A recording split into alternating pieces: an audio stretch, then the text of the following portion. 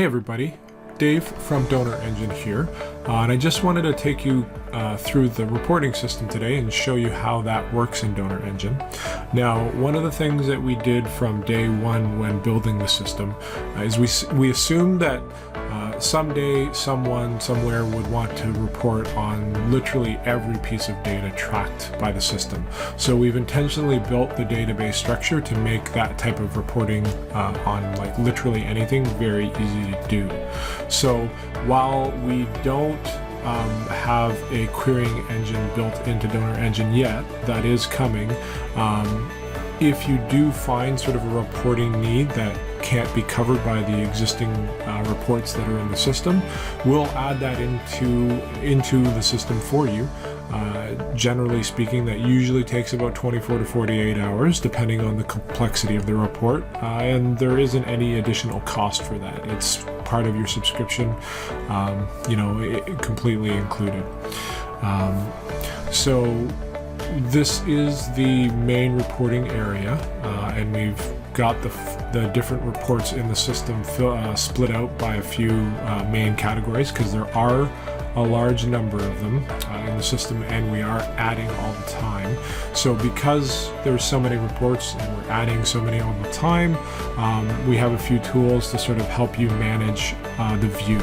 So you can, for starters, drag and drop and choose the position of the reports, and you can also hide reports. So if I know I'm never going to use this financial summary orders report, I can click the X and it'll disappear from my view and will never show up. Now, if I've made a mistake and I do want that report, I can always click Show Hidden Reports and unhide it and make it available again. So I'm going to go into one of the reports here, and just to sort of show you how it works. So this is a financial summary of donations in the system.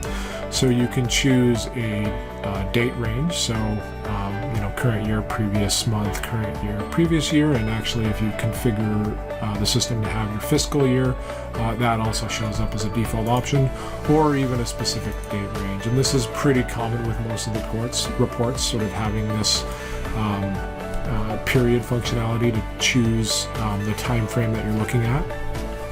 Now on this particular report, you can, because it has to do with funds, you can choose between the different payment types that are set up for your organization in Donor Engine, and then report on individual payment types or see everything.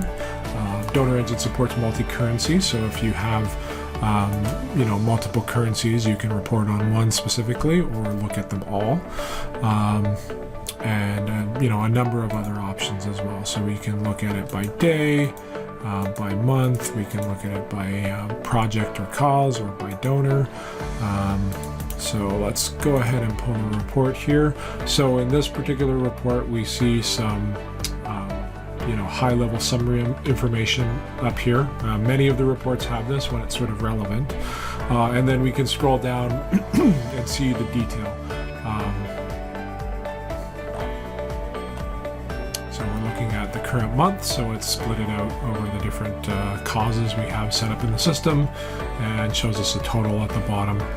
And then if we split that out by donor, we can run the report, and it'll actually show us the individual donors that I've given this month, and sort of how much, and some basic information about them as well. Now every report has a couple of options. Once you've pulled data, you can schedule the report.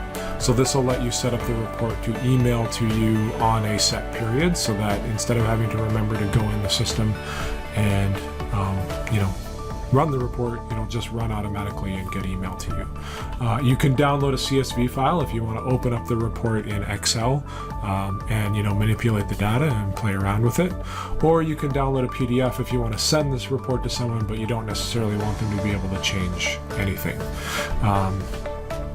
Furthermore, any reports that are pulling donor information, you can pull these donors into a mail merge or a mailing list, so that you can send them an email or send them, generate a letter out of Donor Engine to send to them.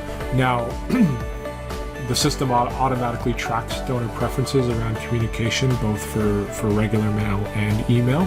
So you don't have to worry about sort of pulling someone in that doesn't want to be communicated with. That can be tracked in their profile, and they'll automatically get excluded. So again, that's a real brief overview of the reporting system. And if you have any other questions, feel free to reach out. We'd be happy to demo it to you in more detail. And thanks for watching.